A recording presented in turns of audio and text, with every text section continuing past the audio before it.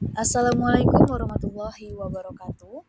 Pada kesempatan kali ini saya akan membahas kampanye praktik baik yang dilakukan selama melaksanakan PPL 1 di sekolah. Tugas ini untuk memenuhi ujian akhir semester 1 mata kuliah Perspektif Sosiokultural dalam Pendidikan Indonesia dengan dosen mata kuliah Ibu Dr. Randa Susda Heleni MPD. Sebelum itu, perkenalkan nama saya Indah Syafitri dengan NIM 2305438445, Program Studi Pendidikan Matematika dari Universitas Riau. Adapun judul kampanye praktik baik yang saya lakukan selama melaksanakan PPL 1 di sekolah, yaitu penerapan scaffolding pada Zone of Proximal Development dalam memenuhi kebutuhan belajar matematika peserta didik kelas 10 SMA Plus Provinsi Riau melalui model pembelajaran Problem Based Learning dengan pendekatan saintifik berbantuan ELKPD pada materi statistika, di mana peserta didik diharapkan dapat merepresentasikan dan menginterpretasi data dengan cara menentukan jangkauan kuartil dan interkuartil. Baik, kali ini kita akan membahas intervensi terkait penerapan scaffolding pada Zone of Proximal Development. Penerapan scaffolding pada Zone of Proximal Development dapat kita intervensi dari definisi scaffolding dengan Zone of Proximal Development. Scaffolding adalah proses memberikan bantuan dalam sesuatu yang belum dikuasai pembelajar atau dalam hal ini adalah peserta didik dari yang belum tahu, menurut Denhir DKK tahun 2013. Menurut teori Vygotsky, mendefinisikan scaffolding sebagai peran guru dan orang lain dalam mendukung perkembangan peserta didik serta memberikan dukungan terstruktur agar peserta didik dapat mencapai tingkat kemampuan belajar yang lebih tinggi dari sebelumnya. Sedangkan Zone of Proximal Development merupakan jarak antara kemampuan peserta didik untuk melakukan tugas di bawah bimbingan orang dewasa dan atau dengan kolaborasi teman sebaya dan pemecahan masalah secara mandiri sesuai dengan kemampuan peserta didik. Baik, berdasarkan uraian sebelumnya, dapat disimpulkan bahwa ZPD adalah zona atau jarak potensial perkembangan seseorang apabila perkembangannya dibantu orang lain yang lebih tahu. Sedangkan scaffolding adalah kegiatan membantu perkembangan tersebut secara perlahan dan diadakan pengurangan hingga peserta didik dapat menunjukkan kemandiriannya. Scaffolding dapat menjadi strategi yang berguna untuk membantu peserta didik bergerak melalui zona perkembangan proksimal yang berbeda dan lebih meningkat dari sebelumnya. Selanjutnya, kita akan bahas gambaran umum terkait penerapan scaffolding pada ZPD dalam peserta didik.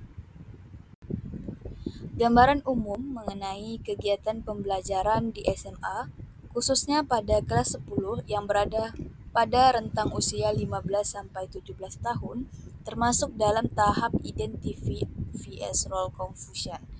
Menurut Erik Erikson, pada tahap ini remaja berusaha menemukan identitas diri dan peran sosialnya.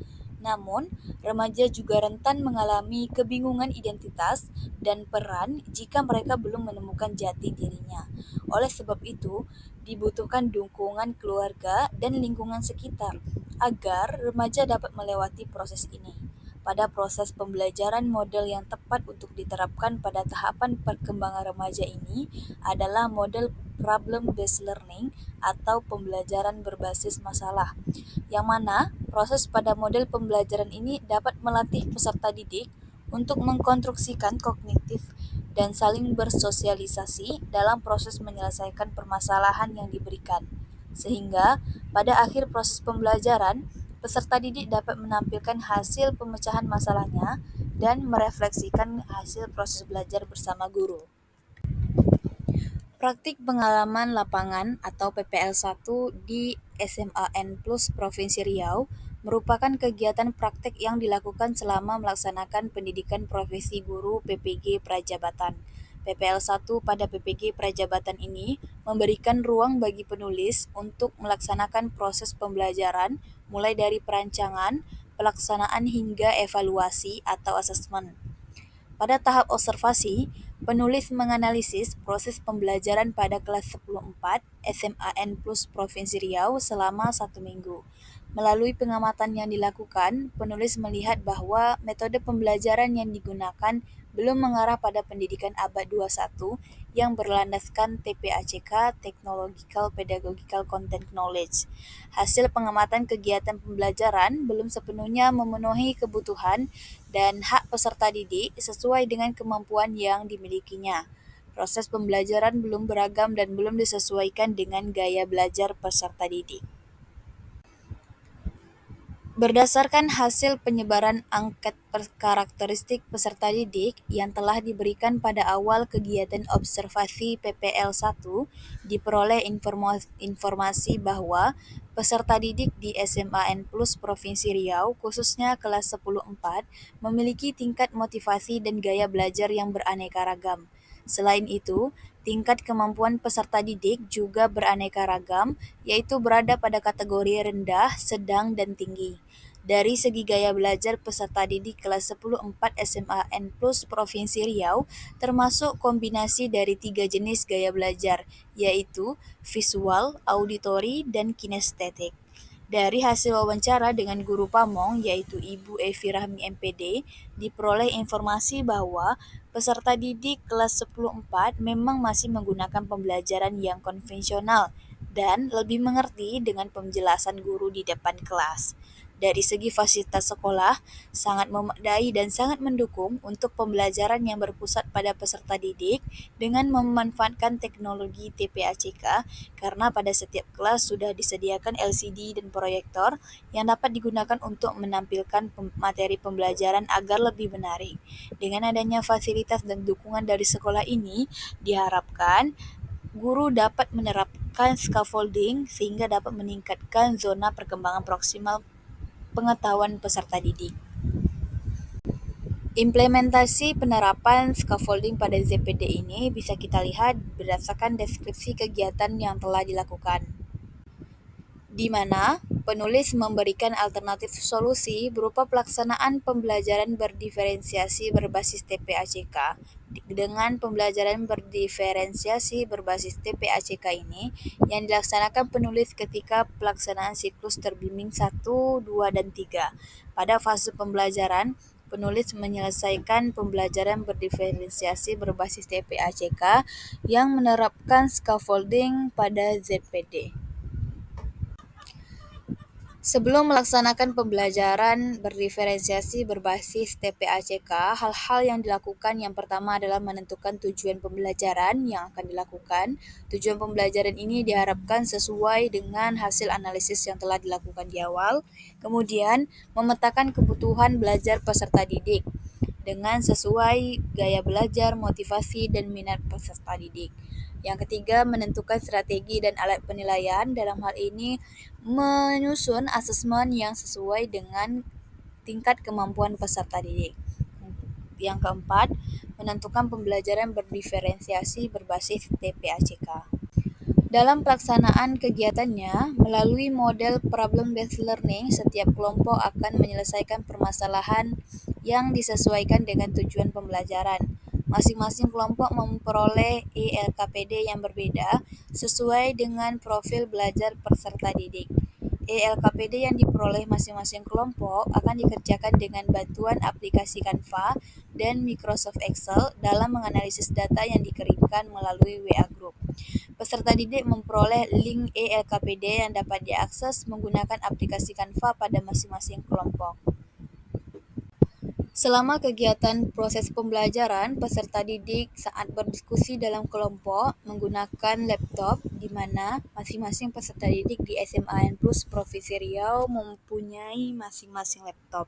Dan selama kegiatan diskusi, guru melakukan scaffolding atau bimbingan terhadap peserta didik yang membutuhkan bantuan. Deskripsi pelaksanaan praktik baik yang dilakukan yaitu waktu dan tempat pelaksanaan kegiatan siklus terbimbing dilaksanakan pada kelas 10-4 SMAN Plus Provinsi Riau pada semester genap 2023-2024. Peserta didik yang melaksanakan kegiatan pembelajaran adalah kelas 10-4 yang berjumlah 31 orang. Materi yang diajarkan adalah mata pelajaran matematika, materi statistika, submateri menentukan nilai rata-rata atau MEAN. Model pembelajaran yang digunakan adalah model PBL dengan pendekatan TAEL dan CRT.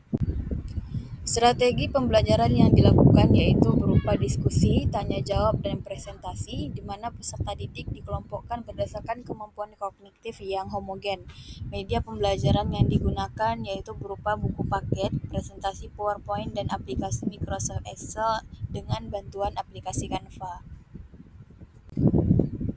Dalam pelaksanaannya, penulis menggunakan asesmen as learning dan asesmen for learning berdasarkan teori yang dipelajari pada mata kuliah prinsip pengajaran dan asesmen 1. Asesmen as learning merupakan tes diagnostik kognitif dan asesmen for learning yaitu berupa asesmen penilaian kinerja yaitu ELKPD, asesmen individu berupa tes formatif, asesmen penilaian sikap dari profil pelajar Pancasila. Penulis menggunakan ELKPD kelompok yang berdiferensiasi dari aspek konten, proses, dan lingkungan belajar. Peserta didik juga dikelompokkan berdasarkan tingkat kemampuan dan kesiapan belajarnya, yaitu TARL rendah, sedang, dan tinggi. Selama pelaksanaannya, peran guru yaitu sebagai fasilitator, sebagai scaffolder, dan sebagai evaluator. Selama menjadi fasilitator, guru memberikan fasilitas kepada peserta didik, dan sebagai scaffolder, guru berperan memberikan bantuan atau bimbingan kepada peserta didik yang belum memahami permasalahan yang disajikan.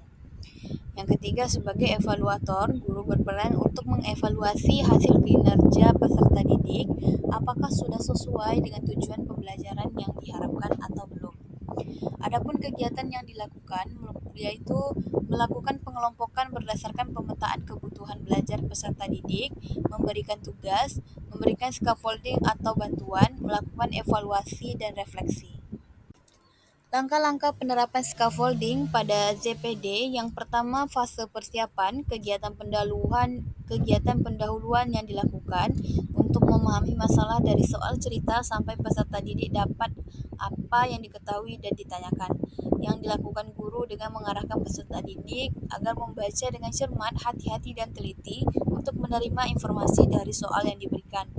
Untuk mengarahkan peserta didik dalam hal ketidakmampuan mencari hubungan antara hal yang diketahui dengan yang ditanyakan guru, dapat menggunakan strategi explaining, yaitu menjelaskan bahwa dengan membaca soal kembali, peserta didik akan memperoleh kalimat mana dalam soal cerita yang dapat dipersepsikan sebagai diketahui dan kalimat mana yang dapat dipersepsikan sebagai yang ditanyakan.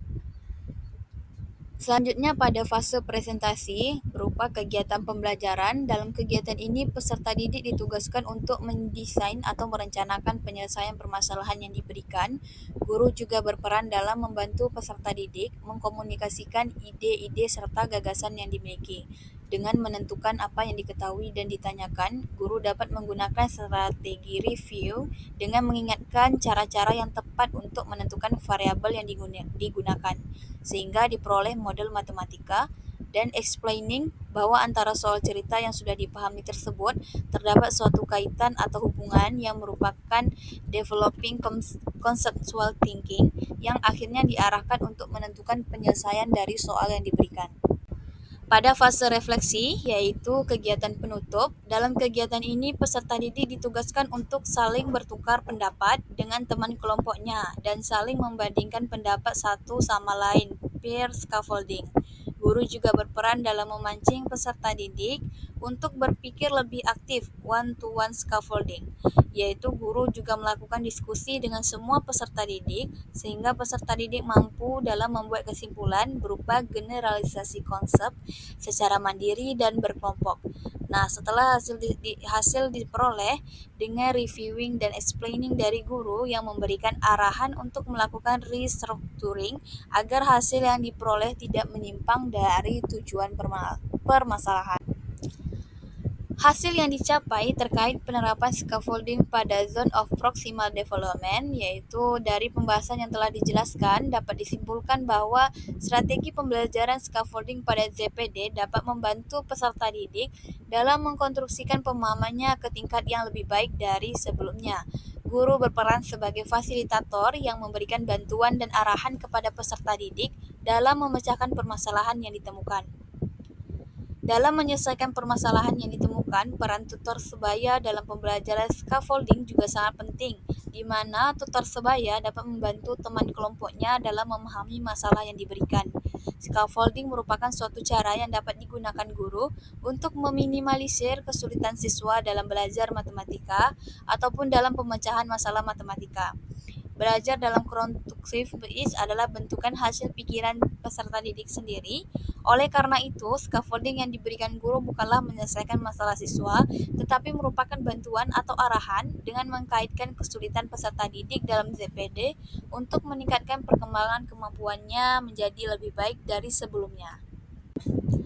Adapun pembelajaran dan replikasi terkait penerapan scaffolding pada Zone of Proximal Development yang diperoleh selama melakukan kegiatan, yaitu dari evaluasi yang telah dilakukan, langkah nyata yang dilakukan penulis merupakan upaya pemecahan solusi untuk permasalahan keberagaman peserta didik agar terakomodir dalam pembelajaran sehingga dapat melakukan perubahan pada pembelajaran yang berpihak pada peserta didik dan memerdekakan peserta didik sesuai dengan pendidikan abad 21. Pembelajaran berdiferensiasi berbasis TPACK yang dilakukan diharapkan mampu meningkatkan kemampuan pemahaman ZPD peserta didik. Penulis tentunya memberikan dampak baik dalam pembelajaran, di mana keberhasilan dalam memberikan alternatif solusi ini bukan tanpa peran dari orang lain, melalui dukungan dari rekan sejawat, serta masukan dan nasihat dari guru pamong. Sumber daya yang ada dalam satuan pendidikan seperti LCD, proyektor, speaker, dan lain-lain juga menjadi alat yang menjadikan pembelajaran ini berlangsung dengan baik. Dengan adanya solusi ini, diharapkan dapat meningkatkan kemampuan proksimal peserta didik. Hasil yang diperoleh setelah melakukan alternatif solusi dapat dikatakan baik. Hal ini ditinjau dari beberapa aspek yang diamati seperti motivasi belajar, keterlibatan peserta didik, dan hasil belajar peserta didik yang dirasa baik. Motivasi peserta didik dalam melaksanakan pembelajaran berdiferensiasi sangat besar. Penulis melihat motivasi ini dari kacamata pengamatannya di dalam kelas. Peserta didik bersemangat dan bersungguh-sungguh dalam melaksanakan pembelajaran, yang motivasi ini berkaitan dengan keterlibatannya secara langsung dalam pembelajaran. Jika dibandingkan dengan pembelajaran konvensional, keterlibatan peserta didik jauh lebih aktif dalam pembelajaran. Hal itu akan berimplikasi juga pada hasil belajar peserta didik yang meningkat dari sebelumnya. Adapun faktor pendukung pada kegiatan ini, yang pertama, dari segi fasilitas pembelajaran sangat memadai, sehingga penulis dapat melaksanakan siklus terbimbing dengan baik dan lancar, seperti ketika penggunaan LCD dapat berlangsung dan berfungsi sehingga waktu pembelajaran menjadi lebih efektif dan efisien. Peserta didik sangat antusias dalam melaksanakan pembelajaran dan mengikuti instruksi yang diberikan sehingga pembelajaran dapat berjalan sesuai dengan rancangan yang dilakukan.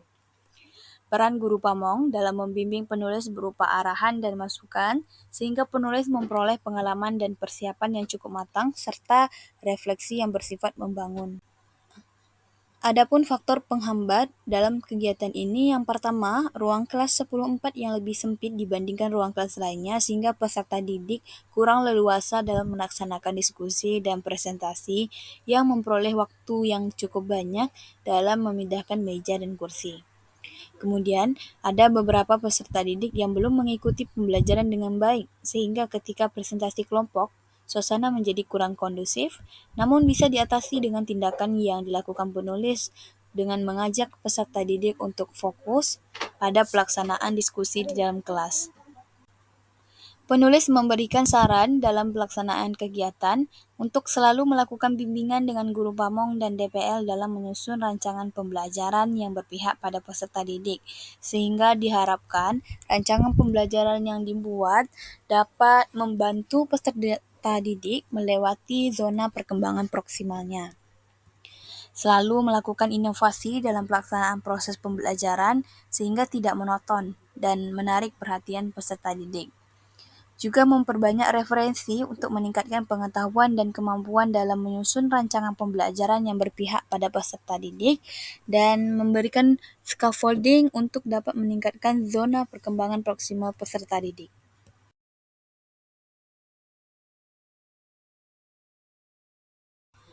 Berikut adalah dokumentasi kampanye praktik baik yang dilakukan.